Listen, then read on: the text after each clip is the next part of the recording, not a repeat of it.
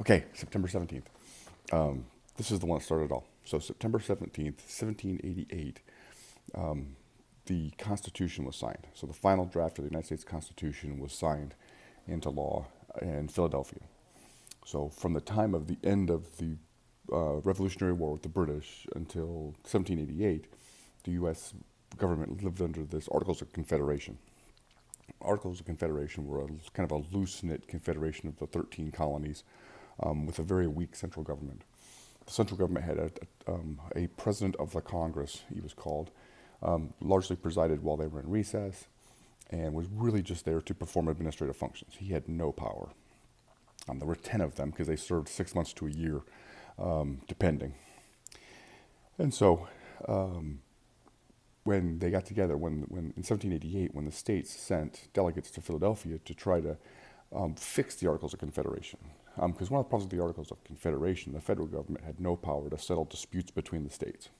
And so the large states at that time, New York and Virginia, could do whatever they wanted, whether it was because there was no trade laws between them. They could tax each other. They could their own money, whatever.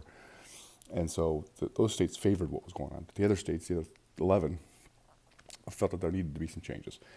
So they sent delegates to Philadelphia. The delegates got together, and they were just supposed to tweak the Articles of Confederation. And what they did in closed session was tear it up and start over. And so in Philadelphia, summertime, windows were closed, doors were closed, everybody was sworn to secrecy. There was to be no communication outside to the outside world about the deliberations that were going on inside Independence Hall. So one of the major things that came out of this, related to this video, is the president. So under the Articles of Confederation, the president, like I said, was about 1 year term. And under the Constitution, it became a 4-year term.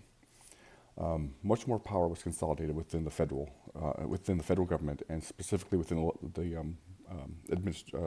executive branch. So it created the three branches, created the executive branch, and imbued much more power into the federal government. So the president became a much stronger figure than he was under the Articles of Confederation. And now the federal government could manage the relationships between the states.